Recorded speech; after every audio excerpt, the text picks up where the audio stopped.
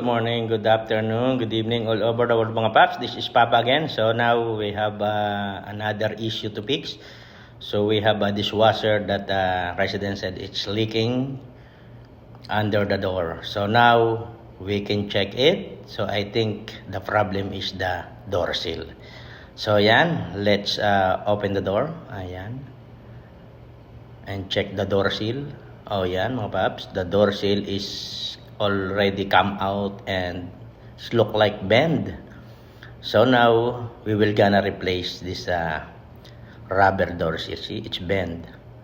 Ayan mga paps, so we have a new door seal rubber.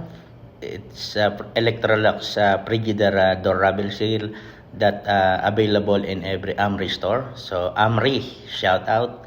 Ayan.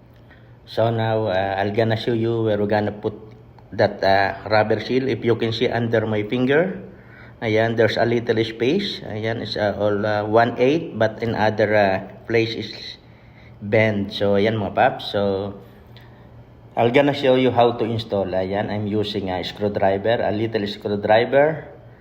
Insert first, then the rubber seal. And if you can see mga paps, if you gonna look or watch other video how to replace the door rubber seal for dishwasher, all video that you can watch is they replacing the whole door to like install that rubber seal. So now I did is just insert a small screwdriver, so we don't need to replace or we don't need to remove the whole door.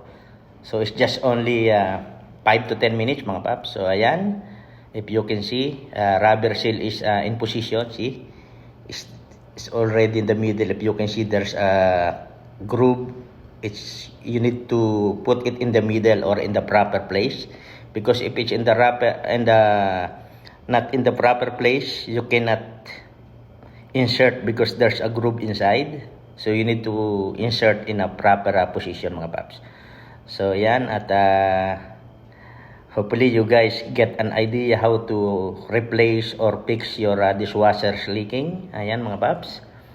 So ayan, already installed, and now I'm trying to run the cycle. Ayan, I already pressed the start and wait for 10 minutes running. And now after 10 minutes, ayan, I'll show you the rubber is still in the position. So now we're gonna close it again and wait if there's a leaking again. And I think I did a good job. So yan mga paps, thank you very much for watching. I love you all.